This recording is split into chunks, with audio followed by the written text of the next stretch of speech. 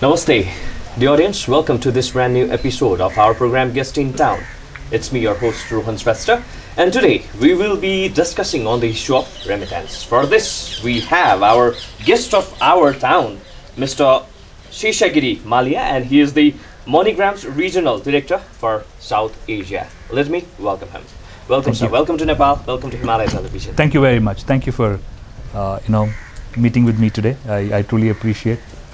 It's a beautiful country. I mean, it's my first visit to Nepal. Okay. And I've been saying this again and again. I mean, in India we believe in Atithi Devo Bhava. Even the theme of our program is Atithi Devo Bhava. Yes, I know, and I was coming to that. And I think you guys take it to a completely different level, right? Thank you so much. For the last 3 or 4 days that I've been here, all of you have been so very nice to me. How did you find Nepal? Did you go somewhere, some beautiful places of Nepal or not? I mean, Kathmandu by itself is beautiful, right? Definitely. I mean, I wish I had more time to go into other areas of Nepal, but Kathmandu by itself is so beautiful. And such beautiful people. You've been extremely warm to me. There have been a couple of events that I've been here, meeting up with our partners, and today with the CG Foundation event. I mean, it's been very special for me until now. Basically, you are here for this CG Foundation's approach of making house. Yeah. So, of course, that was the primary reason for being in Nepal. We are working with the CG Foundation in reconstructing about 10 schools across Nepal. But yeah, I also included some more business activities wherein we met up with some of our long-standing partners. In fact, yesterday we had a launch with a new partner in Nepal. So yeah, I mean, excited. What kind of business? Okay, so when we say partner in Nepal, we are looking at partners who can eventually dispense out cash to the beneficiaries within Kathmandu, right? I mean, the Nepali people who are working outside Nepal and sending monies in, we need to be able to dispense the cash out. So we operate through multiple partners, and yesterday we signed up with a new partner. The intent is to increase our reach in Nepal. We currently are now moving from 1,900 locations to about 2,400 locations. The intent is to also look at areas which we historically have not looked at or haven't penetrated as well as we should have. So Terai region is something which is very important for us. So yesterday we signed up with a new partner in iPay. So yeah, I mean, that's the reason for being in Nepal. Okay, tell us something about the business environment even in Nepal, because the economic growth is quite slow. And on that context, how do you analyze the overall business environment in Nepal? Is that business friendly or not?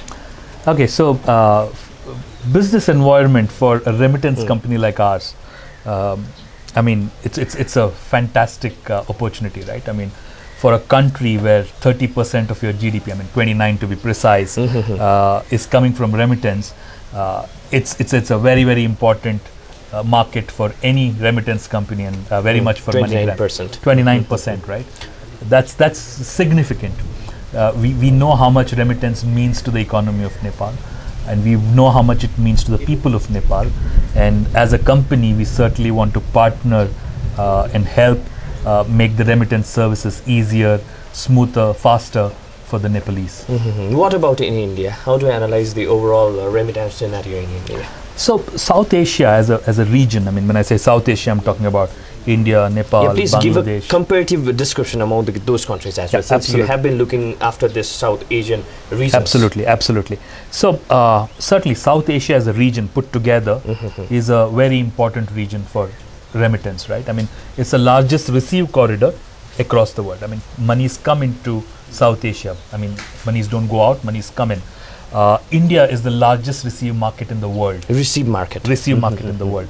Approximately $70 billion comes into India. Right? But only 3% that it's It's part of the GDP. Yes, you're absolutely right, and that's where the comparison comes in. For India, 3.5% of our GDP comes from remittances. Right. It's almost 8x for Nepal. It's 29%. For Bangladesh, again, it's about 10%. For Sri Lanka, it's about 9%. But nothing compared to the 29% of Nepal. So we understand the importance of remittance for Nepal. And that's while the entire region is very large and important from a remittance perspective, we understand the sensitivities associated and the importance to the economy of this country in terms of what role remittance. A bit more from those countries like Bangladesh or let's say Sri Lanka or something like that. Yeah, absolutely. I mean, just to probably give you more on Bangladesh. I was there in Bangladesh, in fact, last week. Again, a very important market. A large dependency is there in the market on remittances, but at the same point of time, it's a little different to what the Nepal economy is. Bangladesh economy has very high exports. They do a lot of exports. They are a dollar surplus country. There's a lot of garments which get exported out of that country. So there are other avenues which in terms of revenues for the government, right, and monies that come in from exports into the country. Unlike in Nepal, where people move out of Nepal and work in different countries and send monies into the country, for sustenance, for their families, for their education of their children. It's a little different in terms from the quantum perspective. But at the end of the day, a person who goes outside the country, who's working in a difficult environment, his intent is to make sure that his family in his native country is comfortable. So Bangladesh is no different. Bangladeshi migrant is no different from Nepal. Nepali migrant or even India. Even India or a Sri Lankan migrant. Yes, in India what's happening is we are seeing a lot of white-collared jobs that people are going in for. I mean, software engineers, doctors who are going abroad. Of course, that's a different market segment. The monies they send is not primarily or not necessarily for sustenance. We are observing a lot of Indians who are going abroad and sending money back into India for investment purposes, probably for paying their mortgages, for probably investing in the real estate market, for investing even in the stock market. Let's say for investment, not for in the sustenance like Nepal or Bangladesh. Of course, there is a large amount of blue-collared workers which move from India as well. But what we are observing as a trend is that we are seeing that as the blue-collared migrant also is increasing, we are also seeing an increase in the white-collared migrants as well. Can you please highlight something more on this MoneyGram money transfer? So MoneyGram is a 70-year-old company. Right? I mean, we operate out of more than 200 countries and territories across the world. We have about 350,000 plus locations across the world from where our customers can avail of our services. Our primary goal is to move money from people to people across countries in a very cost-effective manner, in a smooth and making it fast, friction-free and fast. So our brand promise is move money from anywhere to anywhere in 10 minutes. Right? I mean, in 10 minutes, the money is available for the beneficiary to take. So, for example, if somebody from Saudi is sending money, in 10 minutes his wife or father or mother can go to a MoneyGram store and get the money out. That's as fast as it can get. Okay. So how is it different from other money transfer companies? Absolutely. I think, I mean, in Nepal, you will see a lot of money transfer companies, right? Because when 30% of your GDP is money transfer, you'll see a lot of people associated with it. I think what makes us different is one, we are there across 200 different countries. We don't operate from one market to another market. Two, I think as a company, we are 70 years old. From a reliability and trust perspective, I think MoneyGram emphasizes on sending the money in a very secure manner. So when a customer, comes to us, he can be rest assured that the money will be transferred to his beneficiary in a safe and secure way. Right? I mean, that's the difference that we bring to the table. Of course, customer service, technology, these are all which set us apart, and I guess that's the reason why we have a very strong business presence in Nepal. Right. Can you please share something on the overall performance of MoneyGram money transfer in Nepal? How it has been? You just got a smile on my face, right? I mean, when you spoke about business performance. Nepal, for me, I mean, from a South Asia perspective, I mean, it's the fastest growing market for us. I mean, it's growing. You're saying this absolutely because of this 29%. No, I'm talking about a year-on-year growth, right? I mean, so in year-on-year growth, I mean, everywhere else in the world, I mean, you will hear that there is remittances are coming down, the oil prices are impacting the remittance volumes, etc. But for MoneyGram, Nepal is on a high. I mean, when I look at my numbers, it really excites me. I mean, the fact that more and more Nepalese are using our services, that's very encouraging, right? We are on a high double-digit growth in this market, which is far higher than some of the other markets that I work with. Are you satisfied with the performance? So you are full satisfied? Can we say that? Nah. Or something has to be done more? I am a sales guy at heart. I'm trained not to be satisfied with numbers, right? For me, I'm not unhappy with the performance. I think it's doing well. I'm very proud of the partnership that we have with partners here. I'm very proud about the business that we have here. But I think there is significant headroom for us to grow. There is significant headroom for us to improve on our reach in this market.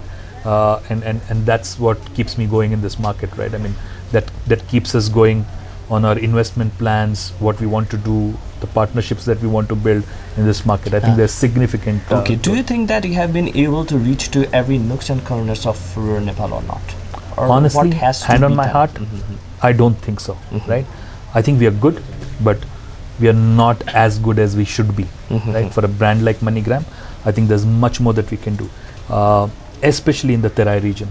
Right? In the valley, I think we are fine. We have very good presence. You'll see MoneyGram locations, across Kathmandu Valley. But I think when it comes to the Terai region, I think there's much more that we can do.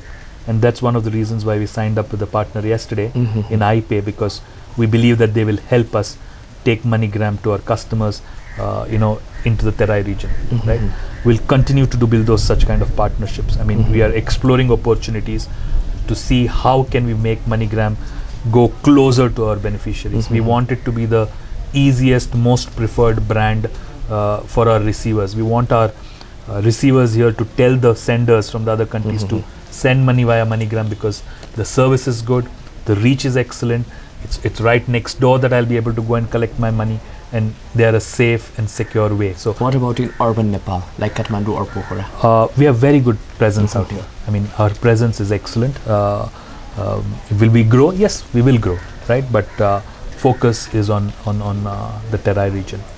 So with iPay, in hand with iPay, you are planning. So one is iPay. I mean, we have many other partners. So I've been meeting up with my partners here, and we have been reviewing plans with them in terms of where do they want to grow, where should we grow, and I guess I'm pretty proud of the relationships that I have. Like I said, all our partners are keen and working with us, partnering with us in growing our reach. So it's exciting times ahead. Remittance for the development of the country, how do you analyze or how do you see? See, 30% of the GDP, right? It's in Nepal, right? It's in Nepal. From the context, or let's say on the backdrop of India as well as other part of the South Asian region. Absolutely. I think it's a very important part. I mean, it contributes to the nation. I mean, like in India, 3.5. It's still a very large. It's $70 billion which come in. I mean, it's probably equal or more than the FDI that comes into the country, right, in a year. That's how large the remittance plays in terms of contribution. I think from a sustenance perspective, from families who are here, the opportunity to earn, opportunity to probably from an employment perspective, there are limited opportunities in these markets, right? Of course, we are all growing. India is growing. The government is creating opportunities. Nepal government is also building infrastructure, creating opportunities. But there's still a large portion of people who probably feel that they need to go out of the country to be able to earn so that their families can have better lives. Right? To come out of poverty of years together, of centuries together. I mean, coming out of poverty, giving better lives, giving better education to their children. I think that's what remittance plays a very, very important role in. I mean, if that, I just think to sustain the life, not for the development of the country. From a development of the country, I mean, look at it. I mean, consumption grows, right? I mean, when the money comes into the country, what happens? Consumption grows. People here spend the money within Nepal. That means the Nepal, I mean, as a consumption, when the consumption grows, automatically the country also grows, right? I mean, example, I mean, if a migrant is sending money to his family out here for education, I mean, people are investing the money or putting the money or for paying school fees, which means schools are going to come up, schools are going to develop. So it's, in a way, when consumption increases, the economy, the lifestyle, the quality of life, everything increases in that particular market. And I think it's a very important role that remittance plays. Of course, depending on what it is being sent for. I think for growth of the country, for growing manufacturing, to growing industries, I think that's a role of FDI, foreign depository investments, etc. But I think remittance helps sustenance for the individuals, growth. Families, etc., improving their lifestyle, improving the consumption, which eventually then rolls back into the economy and helps the country develop. In Nepal, it is said that the remittance amount, it should be invested in the productive sector. So my question in this particular case would be, I mean, what are the Nepali diaspora doing when they go outside? They're working hard, right? What are they working hard for? They dream of better lives for their relatives, for their families, right? I mean, that's what they're going for. If they could get the same level of income being in Nepal, they probably would have not exercised that choice. They're exercising the choice because they want to earn that money, they want better lives. I mean, why would a migrant think of sending money apart from his family? I mean, yeah, any surplus, yes. I mean, and let's face it, I mean, wherever he is, he's not going to do investments. I don't think somebody who's sitting in Qatar is going to invest in Qatar. He's going to send the money back, and the money which will come here after the basic requirements are met are going to get invested back into the economy. I mean, they'll either go as fixed deposits or they'll go as real estate investments, but that's the surplus. But I think we are still a little far away from that because most of the people are sending money for sustenance, and the excess is not as much as you would want to probably invest in such sectors. Is there any technical or the policy level barriers for the sector? Okay. In Nepal. So I won't call it as barriers. I think the Nepal government has done some excellent work, especially with regulating the FEDAN rates, etc. The US dollar conversion rates. That's really helped, standardize the exchange rate for all remittance players in the country. But I think one of the things that all governments across the world are doing, and we would certainly look to the regulator in Nepal as well to do, is to clamp down on the illegal system, because that is something that is not detrimental to the growth and the benefit of the country, right? I mean, the illegal channels, you call them hundi, right?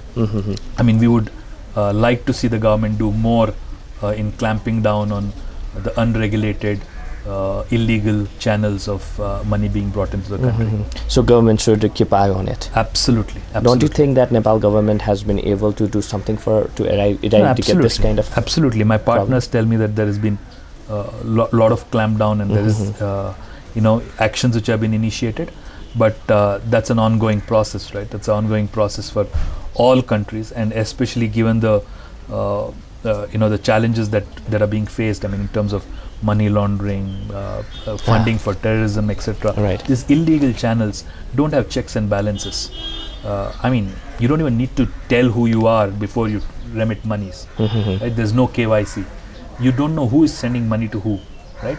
So there are a lot of risks associated with that business, and I think the more that a government can do to clamp it down, the better it is. Right? Can we link up this with the awareness level of the people or not? Absolutely. What should be done, and in what state we are in? Okay, I think there are two things, right? I mean, why does a migrant choose to go to hundi? Okay, one is he believes that it's the cheapest form to send money. Right? Now the challenge is there are a lot of hidden costs associated, which he is not aware of. Okay, so because of which he says, okay, let me go there and send it, but only to realize that there are risks associated. There could be an exchange rate which is not favorable. I can tell you a low fee, but hike up the exchange rate. The second thing is, you're giving it to a hundi player. What if he just vanishes? Does he have, how much will you trust him to be able to do that? What if he disappears tomorrow? What if he's if the law enforcement authorities stop his business, what happens to your money? Right? Those are hidden costs that he probably does not think of. The second thing is awareness. He's not aware of, what are all the other means of sending money. He's probably reached, let's take an example. He goes to Oman. Okay. He's gone with someone who he knows, who's been there probably before him. He probably does not know that there are other channels of doing it. He probably follows what he's been told. So I guess education is a very, very important aspect. And as MoneyGram, this is not just for MoneyGram, as a remittance industry, and we continue to do this. We continue to educate. We continue to run campaigns in our key send markets and key labor camps, trying to talk about why they should use formal channels over informal channels. I think there's a lot that the government and our partners also can do here in Nepal. I think the government should educate or invest in education. Do you want to say some importance regarding this money transfer business? I can thank them for the business that they give me. Like I said, importance of money transfer, let's say. Absolutely. For us, in Nepal, it's one of my fastest growing markets. I would like to thank the Nepali people for choosing our services and helping us grow further. We are committed to this market. We intend to invest more. We intend to increase the reach of MoneyGram. We intend to bring MoneyGram closer to you. So thank you so much for helping us be successful. We continue to stay committed to this nation. What is the importance of money transfer service? Okay, from a formal channel perspective, when you come to a formal money transfer company like MoneyGram, one, you are assured of the fact that your money will be transferred in a safe and secure way to your beneficiaries or to your relatives in Nepal or anywhere in the world, right? Two, we are extremely fast in our service. So in less than 10 minutes, your money will be there with your beneficiary. Your beneficiary can go in 10 minutes to any of our agents across Nepal and collect the monies. I think these are two things that we promise to you as a brand. But most importantly, we are a 70-year-old company. We build this business on trust. And that's something that I would like to assure you that we'll continue to